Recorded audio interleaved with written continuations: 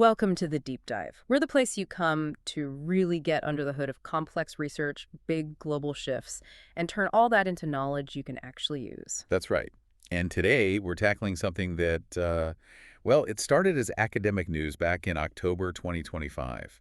Seemed pretty standard at first glance. Yeah, just the announcement of the Sverdes Riksbank Prize in Economic Sciences in memory of Alfred Nobel. The economics Nobel. But when you dig into who won and why, Hmm. wow, it's basically a roadmap for the next massive economic transformation. We're talking about Joel Mokyr, Philippe Aghion, and Peter Howitt. Three heavy hitters Yeah. in their focus. It was summed up as innovation-driven economic growth. Sounds academic, maybe a bit dry. It sounds academic, but it's anything but dry. It's the core engine of how societies get richer, stay richer, and, improve life over the long haul. It's not just about having more factories or more people working. Okay, so that's the Nobel Prize background. Our mission today in this deep dive is pretty ambitious. We want to connect that prize-winning economic thinking directly, piece by piece, to what's happening right now with artificial intelligence and education. Exactly. Because the proposition we're exploring is huge. We are standing right on the edge of a fundamental AI-driven revolution in how people learn globally. And crucially, this isn't just a social change like, oh, good, better schools. This education revolution is the very engine that the Nobel laureates identified as the driver of future economic growth. That's the absolute core thesis. Think of this deep dive as your shortcut to understanding what some are calling the next enlightenment. It's not just about social progress, it's profoundly economic. Right. It's about global GDP, it's about productivity, it's about your future career, your kids' future. How we learn is becoming the central economic story. Forget just tracking capital flows or labor statistics anymore. If you want to predict where the economy is going, you have to look at the infrastructure of innovation. And that infrastructure, increasingly, is education supercharged by AI. All right, let's build this from the ground up. Talk to us about this foundational economic idea from the laureates. Because for a long time, Economics 101 was all about capital and labor, right? Yeah, for centuries, really, going back to Adam Smith and beyond. Yeah. The focus was heavily on tangible things. How much capital, factories, machines, infrastructure does a nation accumulate? How much labor, how many workers, how many hours can it deploy? Seems logical. More stuff, more people working, more output. It works up to a point. It explains some growth, especially in early industrialization. But what Mokyr, Aghion, and Howitt, building on earlier work by people like Solow and Romer, really nailed down is that long-term, sustained, exponential growth that comes from something else entirely. Innovation. Innovation, the creation of new things, new methods, new technologies, better products, more efficient processes. It's not just getting more of the same old stuff. It's about fundamentally changing how things are done. So capital and labor are, what, ingredients? But innovation is the recipe. That's a great way to put it. They're necessary inputs, absolutely. You can't build a new machine without capital or run it without labor. But it's the idea for the new machine, the innovation, that creates the step change in productivity and wealth. It's the difference between just maintaining your standard of living and constantly radically improving it. And Joel Mokyr specifically, he wasn't just focused on the inventions themselves, was he? He looked deeper at the environment needed for innovation to actually take root and flourish. Exactly. Mokyr's work is fascinating because it bridges economics and history. He asked, why did sustained technological progress, like the Industrial Revolution, happen in certain places and times, but not others, even when they had brilliant inventors? Yeah, you mentioned ancient China and clockwork before. They had the tech, but not the takeoff. Right. Mokyr argued it wasn't enough to just have a clever idea. You need a specific set of conditions, almost cultural soil conditions. He laid out 3 key prerequisites. Okay, what are they? First, useful knowledge. You need access to the underlying scientific principles and the practical technical know-how, the what and the how. Makes sense. You can't build on secrets. Second, mechanical competence. It's not enough for one genius to invent something. You need a broad base of skilled people, artisans, engineers, technicians who can actually build, operate, maintain, adapt, and improve the new technology. Widespread skill. Okay, knowledge and skills. What's the third? This feels like the tricky one. It often is. The third is institutions open to technological change. This is crucial. Your society's rules, norms, political structures, economic systems, they have to allow and ideally encourage new ways of doing things. Ah, so this is where established powers or guilds might block things, protecting their own interests. Precisely. Think about it. New technology often disrupts existing industries, threatens powerful incumbents, changes social structures. If the institution's government, guilds, even cultural attitudes resist that change, maybe they censor new ideas or tax innovators into oblivion, or just favor the status quo, then progress stalls. So invention isn't enough. You need the knowledge base, the skills to use it, and a society willing to embrace the disruption it causes. That's Mokyr's core insight for sustained progress. You need the fertile ground, not just the seed. It requires a culture that values progress, shares knowledge openly, and allows newcomers to challenge the old ways. Which leads us perfectly into Aghion and Howitt's work. They put a formal mathematical shape around that disruptive process, didn't they, with creative destruction? They did. The term creative destruction was actually coined way back by Joseph Schumpeter, an Austrian economist, in the 1940s. But Aghion and Howitt developed rigorous mathematical models showing how this process actually drives long-run economic growth. So what is creative destruction in their model? It sounds dramatic. It is dramatic. It's this never-ending cycle, as they put it. New technologies, new business models, new firms constantly emerge. And they don't just add to the economy, they actively replace and destroy the old ones. Destroy. Think about digital cameras destroying the film industry, smartphones destroying dedicated GPS devices, MP3 players, even point-and-shoot cameras, streaming services destroying video rental stores, electric vehicles challenging the internal combustion engine empire. It's creative because it builds new value, new industries, new jobs. But it's destructive because it renders old capital, old skills, and old companies obsolete. It's a constant churning. A constant, often quite brutal churning. But according to Aghion and Howitt's models, this very turbulence, this replacement of the old with the new, is what prevents stagnation and keeps productivity rising over the long term. It forces efficiency and adaptation. Okay, now let's apply this lens directly to education, as you mentioned earlier. The traditional school system, the university model, it feels very much like one of those established, potentially obsolete systems ripe for this kind of destruction. Absolutely. It's almost a textbook case. Think about the factory school model, as some call it, Right. largely designed in the 19th and early 20th centuries. For the industrial age, right. Punctuality, following instructions, standardized knowledge. Exactly. It was built to produce relatively uniform workers for factories and bureaucracies. And the university model, while older, also became highly structured around scarcity.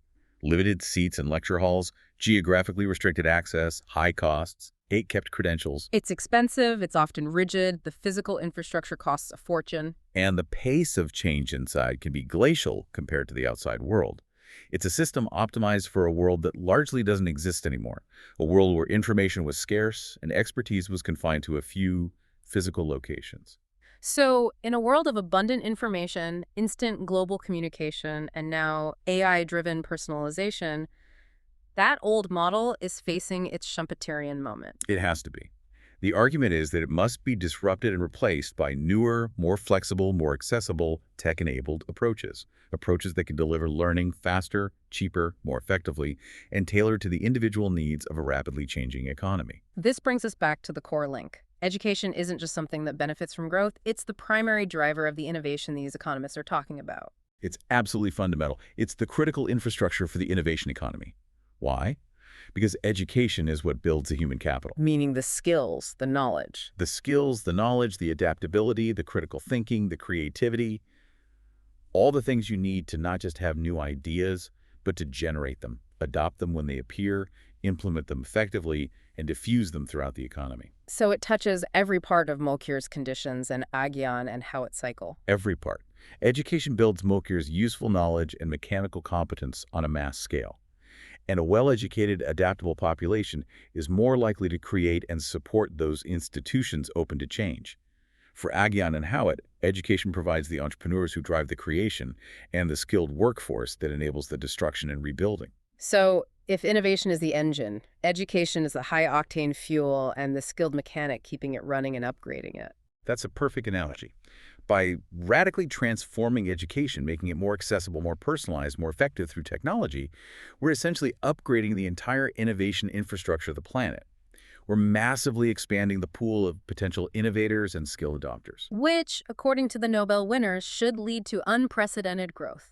That's the prediction. More fuel, better mechanics, means the engine runs faster and longer. Okay, this is where it gets really exciting, I think, because people have talked about education technology for ages, right? Computers in schools, online courses.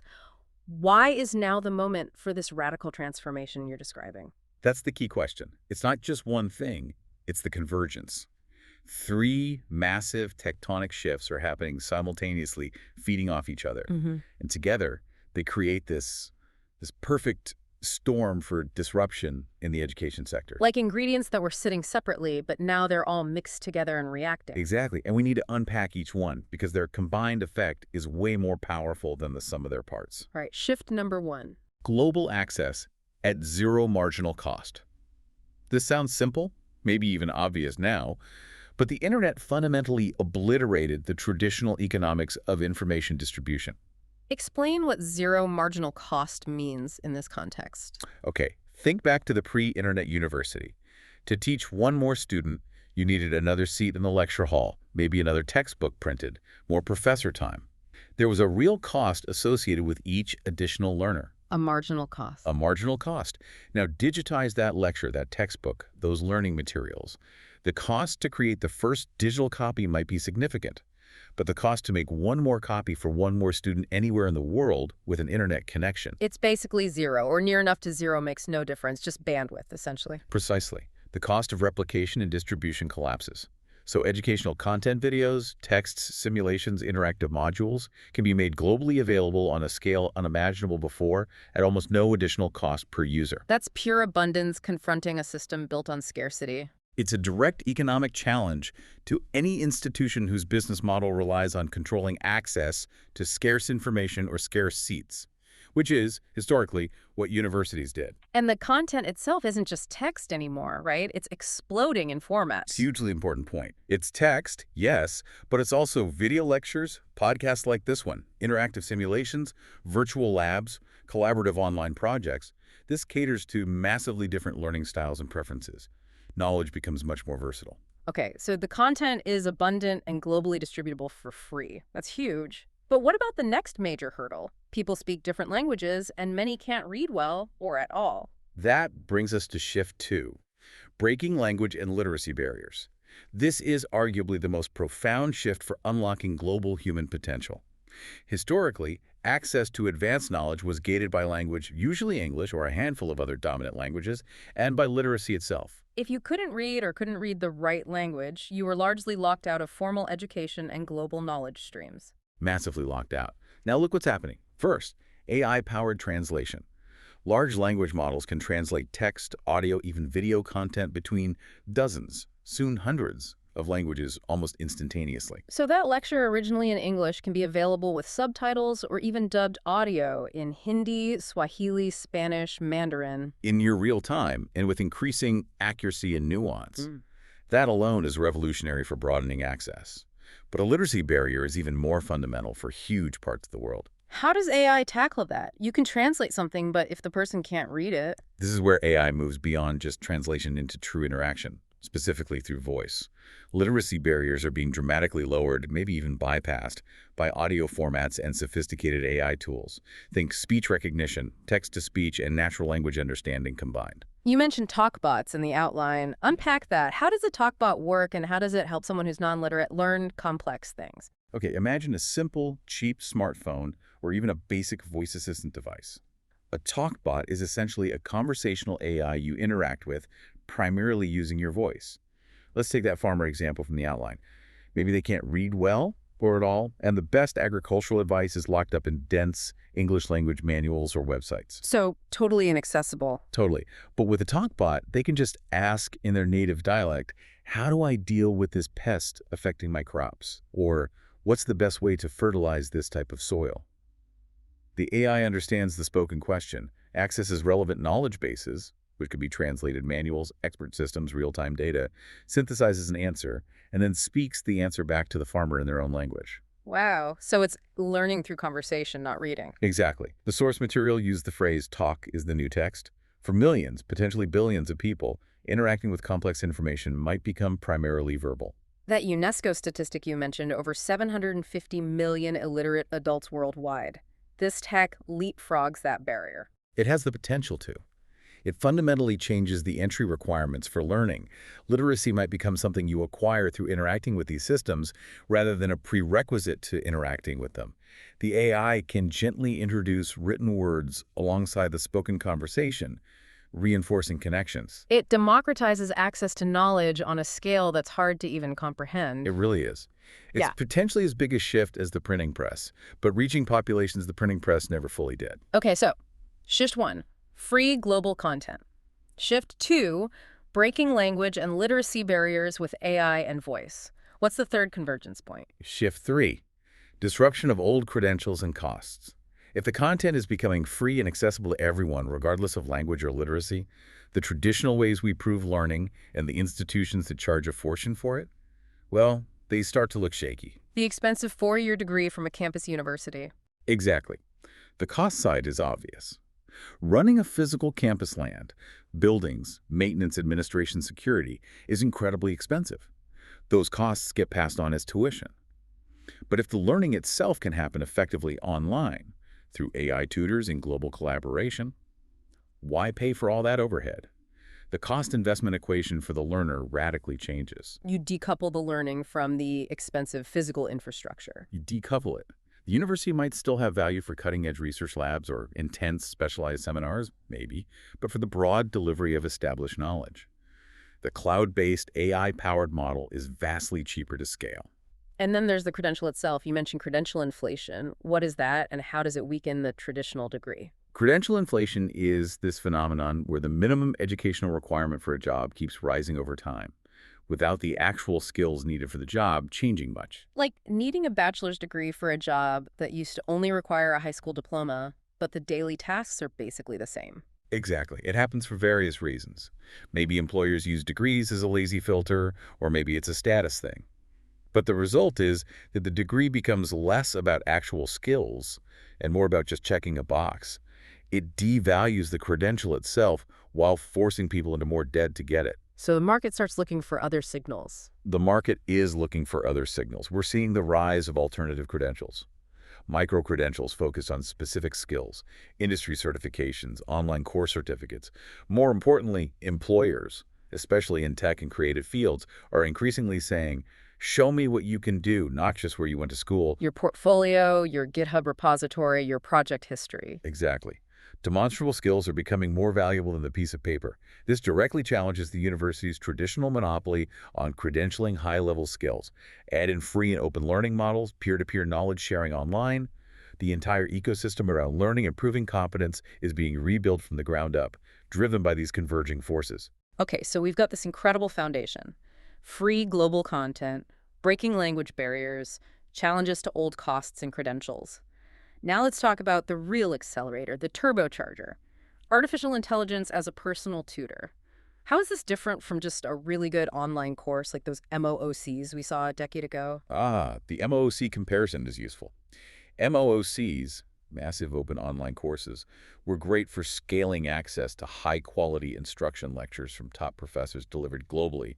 That was shift 1, essentially. Right, one-to-many delivery. But it was still fundamentally instruction, maybe some quizzes, some forums, but largely passive consumption. The AI personal tutor aims for something different.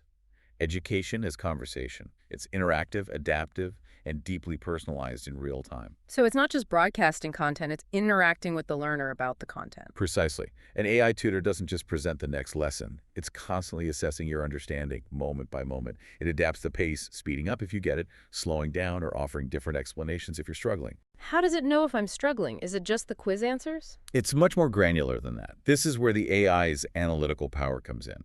It's not just looking at right or wrong answers on a quiz taken every hour. It analyzes your every interaction. The way you answer a question, the hesitation of your voice of using a talkbot, the specific type of mistake you made on a practice problem. You mentioned Bayesian knowledge tracing. What's that? It's one technique AI can use. Basically, it's a probabilistic model that updates its estimate of your mastery of specific skills or concepts based on your performance on related tasks. It doesn't just see, you got question 5 wrong. It might infer, okay, they got question 5 wrong, likely because they have a 70% probability of misunderstanding concept X, which also explains why they struggles with question 2. So it's diagnosing the underlying gap, not just the symptom. Exactly. And then it can intervene immediately. Maybe generates a unique set of practice problems, specifically targeting that weak spot, like your example of fractions being the root cause of algebra struggles. You could pull in a video explaining the concept differently or switch to a simpler analogy. It tailors the style too. More visual aids, more text, more interactive elements based on what seems to work best for you. That sounds incredibly powerful, like having a dedicated, infinitely patient expert tutor for every single person. That's the goal. And it leads to this idea of the empathy factor. Now, obviously, AI doesn't feel empathy, but it can be programmed to respond in ways that feel empathetic and are motivationally effective. How so? By monitoring signs of engagement or frustration. If the system detects you're getting consistently wrong answers, maybe taking longer pauses, maybe even using frustrated language if it's voice interaction, it can adjust.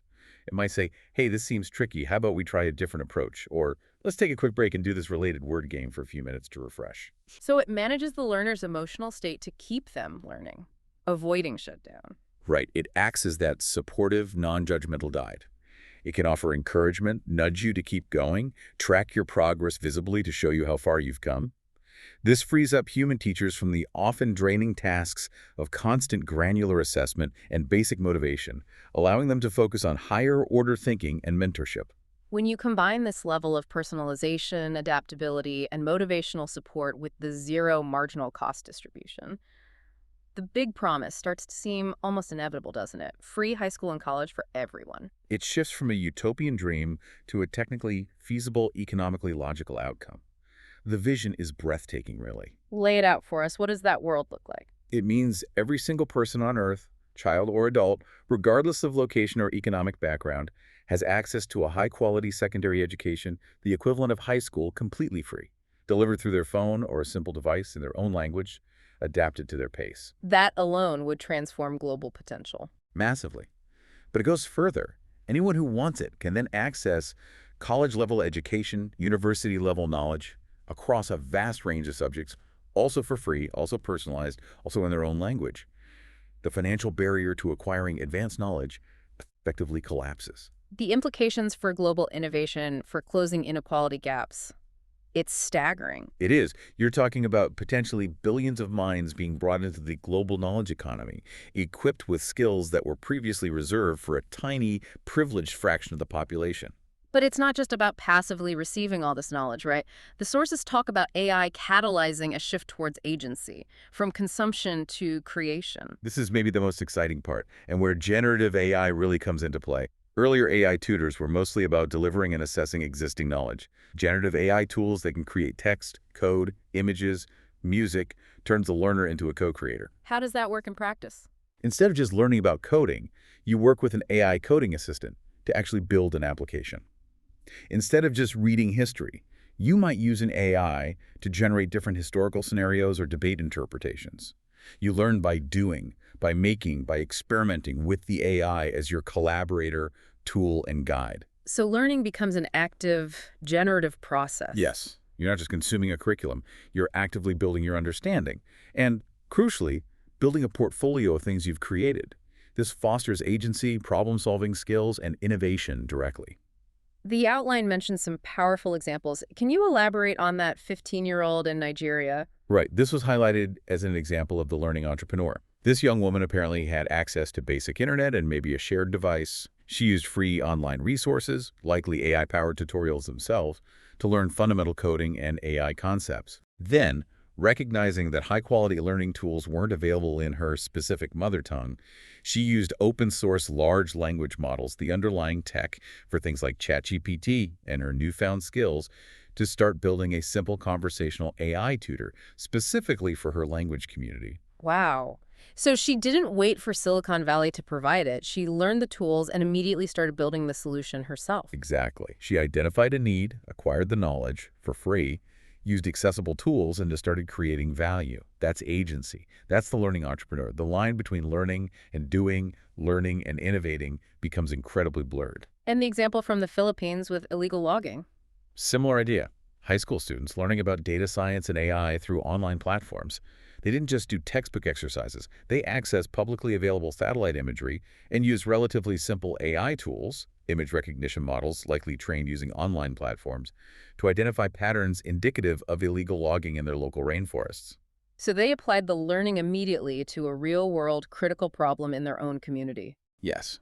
They weren't just students anymore. They were active participants in environmental monitoring and potentially conservation efforts.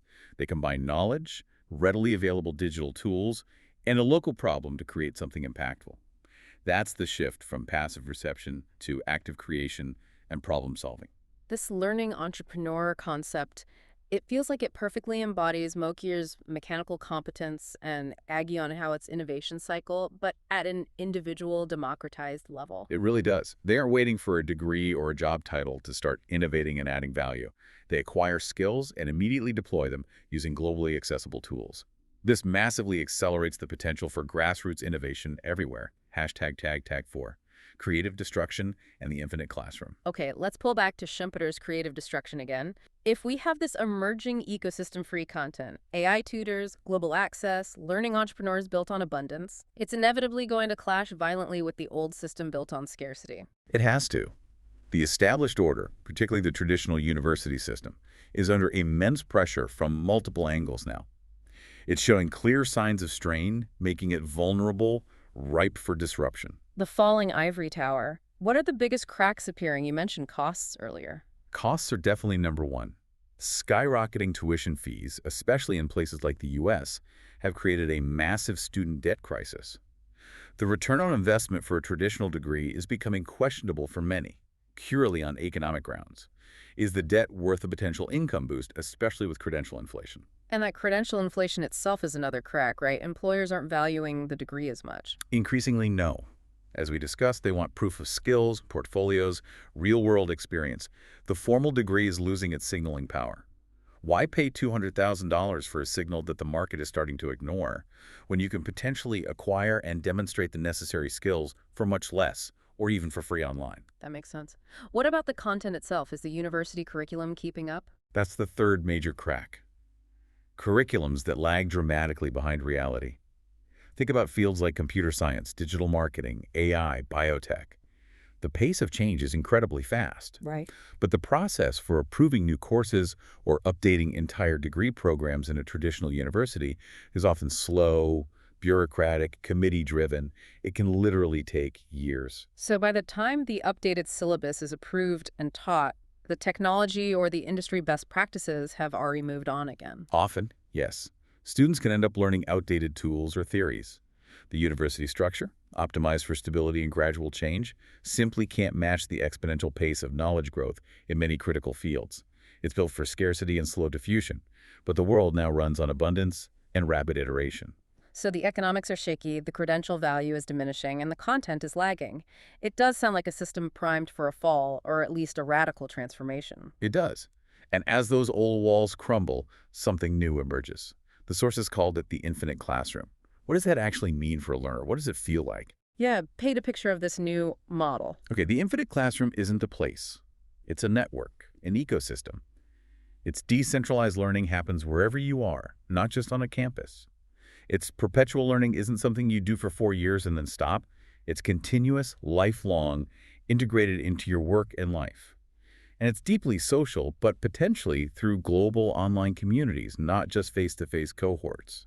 So where does the learning actually happen, if not just in lecture halls? It happens on your phone via an AI tutor app while you commute.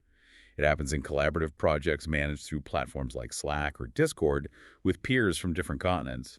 It happens by engaging with experts on social media platforms or forums.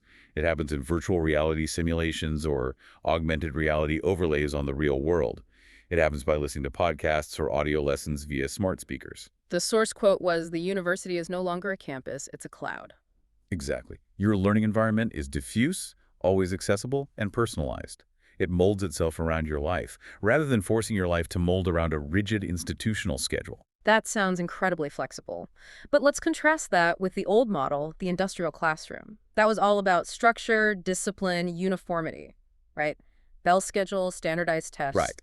Built for compliance and producing standardized outputs for the industrial economy. Yeah. Memorization, punctuality, following rules, were key virtues. So in this infinite classroom, which sounds much more fluid and self-directed, where does the rigor come from? How do you ensure people are actually learning deeply, not just skimming or getting lost? That's a critical question. The rigor shifts from being imposed externally by tests and grades to being driven intrinsically and demonstrated through output. The AI tutor provides personalized scaffolding and assessment, ensuring conceptual mastery. But the proof of learning comes from what you do with it. The portfolio again. The portfolio, yes. Can you build the app? Can you solve the complex problem? Can you contribute meaningfully to the collaborative project? The rigor is in the application, the creation. There's also social accountability within learning communities, peer review, collaborative problem solving. It demands self-discipline, curiosity, and a focus on mastery for a purpose rather than just passing the next exam. Okay, that makes sense. Rigor through application and peer validation. Now, if the AI is handling the personalized content delivery, the pacing, the assessment, the motivation, what happens to the human teacher? Are they obsolete in this model? Not obsolete, but their role undergoes a massive fundamental transformation. They're no longer the primary deliverers of information. Why would they be when an AI can do that personalizably, patiently, 204/7? So what do? They shift from information delivery to experience design. They become, as the sources suggest, learning architects. They design the learning journeys, curate the best resources, human and digital, frame the challenging questions. They become mentors, guiding students through complex ethical dilemmas raised by the knowledge. They become facilitators of collaboration and community builders, fostering the human connections that AI can't replicate. So less sage on the stage, more guide on the side, or even architect of the entire learning landscape. Exactly. They focus on the uniquely human skills, fostering critical thinking, nurturing creativity, developing emotional intelligence, guiding ethical reasoning, building collaborative environments. Their value shifts upwards towards the meta skills that AI assists but doesn't replace. They ensure the learning is not just effective, but also meaningful and humanistic. This also implies a shift in how we value learning outcomes, right? The formal degree is losing its monopoly. Definitely. And platforms that showcase demonstrable skills. You mentioned GitHub for code, Behance for design portfolios, Kaggle for data science competitions are becoming incredibly important. They act as these new universities of proof. Proof because the work is visible, verifiable. Visible, verifiable, often peer-reviewed or judged by outcomes, like winning a competition or having your code used by others. It's a much more direct signal of capability than a transcript listing course titles. But couldn't these platforms just become the new gatekeepers, the new form of credential? Could people game them? It's a valid concern, and vigilance is needed. Any system can potentially be gamed. However, gaming a portfolio of complex public projects is arguably harder than cramming for or cheating on traditional exams. More importantly, these platforms reflect the shift towards continuous learning. What do you mean? The old model was, you graduate once, you get your diploma, you're educated. The new model is about constantly leveling up. You're always acquiring new skills, adding new projects to your portfolio, earning micro-credentials for specific competencies, perhaps verified by AI assessment tools integrated into the platforms. Learning becomes a lifelong process, not a finite event. Your proof is dynamic and constantly updated, not static. #5. Challenges, caveats, and policy priorities. Okay, this vision is incredibly compelling. Free, personalized, global education driving innovation and growth. It sounds amazing, but we absolutely need to ground this in reality. There are huge challenges and risks here, right? Absolutely. It's crucial we don't get swept away by the techno-optimism without acknowledging the very real hurdles and potential downsides. Mokyr himself constantly stressed that tools aren't enough, institutions matter. Let's start there. Institutional constraints. What could stop this vision from becoming reality, even if the tech works? Several things.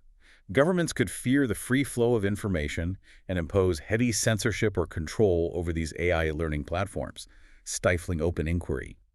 Established educational institutions, feeling threatened, could use lobbying and regulations to protect their old models, slowing down the adoption of more effective, cheaper alternatives. So vested interests and political control could kill it. They could certainly hinder it significantly. Remember Mokyr's third condition. Institutions open to technological change. That requires a commitment to competition, freedom of inquiry, and allowing experimentation, even when it disrupts the status quo. Without that openness, the potential gets throttled. And then there's the destruction part of creative destruction. It sounds efficient in models, but it means real pain for real people, doesn't it? Immense pain. We cannot understate the creative destruction costs. When old industries and skills become obsolete, firms go bankrupt, jobs are lost, communities built around those industries can be devastated. While this educational revolution promises new skills and opportunities, there's a transition period. What needs to happen during that transition? A massive expansion in education and access needs to be paired with robust social safety nets and targeted reskilling and upskilling programs. We need pathways for people whose current jobs are automated or disrupted. Think truck drivers, administrative staff, maybe even some layers of management to acquire the new skills needed for the innovation economy. It requires flexibility, financial support during transition, and accessible training. Just making content free isn't enough if people can't afford the time to learn or don't have guidance. Okay, so managing the human cost of disruption is critical. What about new forms of inequality? Could this revolution accidentally make things worse for some? That's a huge risk and probably the most pressing ethical concern. The most obvious danger is widening the digital divide. Access to the tech itself. Exactly. What about people who don't have reliable smartphones, affordable internet access, or even consistent electricity? If the best education moves onto these platforms, those without access aren't just left behind. They fall even further behind. This could exacerbate existing inequalities between rich and poor, urban and rural, developed and developing nations. So infrastructure becomes paramount. Infrastructure, affordability, and device access are baseline requirements for inclusion. But even with access, there are other risks, particularly around AI bias and ethics. How could the AI tutors themselves be biased? Well, AI models learn from data. If the data used to train these educational AIs predominantly reflects Western cultures, values, and historical perspectives, or is primarily in English, the AI might inadvertently perpetuate those biases. Leading to a kind of cultural homogenization. Oh, Or just teaching a skewed version of reality. both are risks. It could subtly marginalize non-Western knowledge systems or viewpoints. There's also the risk of algorithmic bias in assessment. The AI might unfairly judge responses from people with different dialects or communication styles. And then there are huge privacy concerns, especially with talkbots collecting vast amounts of personal voice data. How is that data stored, used, protected from misuse? These are major ethical and regulatory questions. It seems like navigating this new world requires a new kind of literacy itself.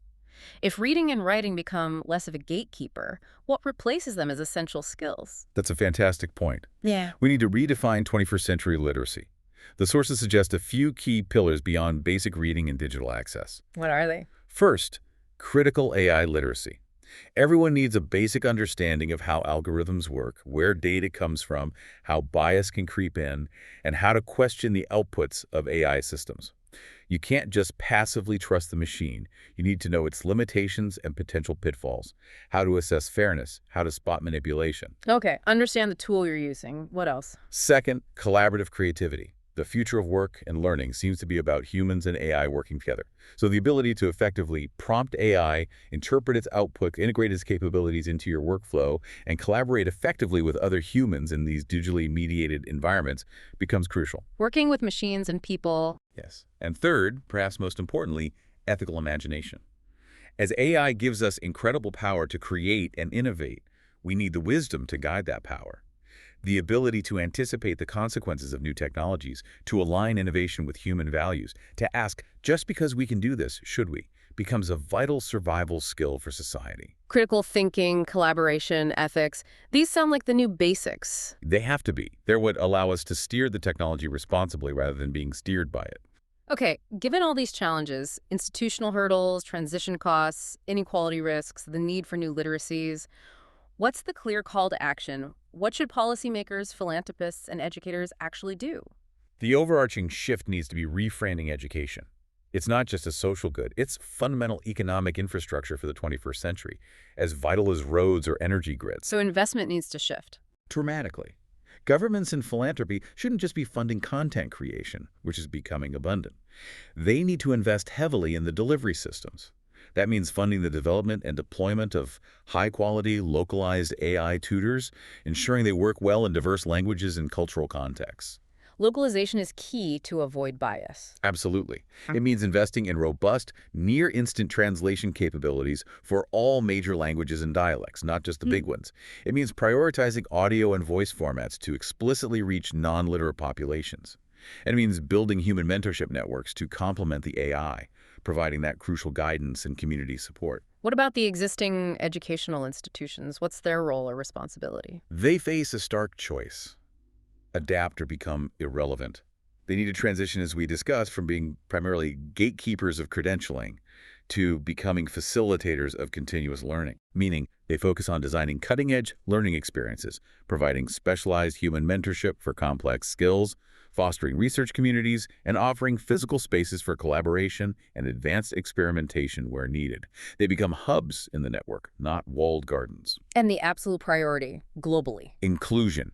Every policy, every investment must have inclusion mandates baked in from the start. How do we ensure women and girls have equal access? How do we reach remote rural populations? How do we specifically design for non-literate citizens? If this revolution only benefits the already connected, literate, English-speaking world, it will fail its ultimate promise and likely worsen global divides. Ensuring equity is not just ethical, it's economically essential to unlock the full potential of global human capital. Hashtag outro. Wow. This has been an incredibly detailed journey. We've gone from Nobel Prize-winning economics to the nuts and bolts of AI tutors and the challenges of global inclusion. Let's try to synthesize this. There's a powerful cycle here, isn't there? There is. It's a potential virtuous cycle. Radically improved education, free, accessible, personalized via AI, massively boosts the human capital base. Which, according to Mokyr, Aghion, and Howitt, directly fuels more innovation. Right. More people with better skills and knowledge generate more new ideas, adapt them faster.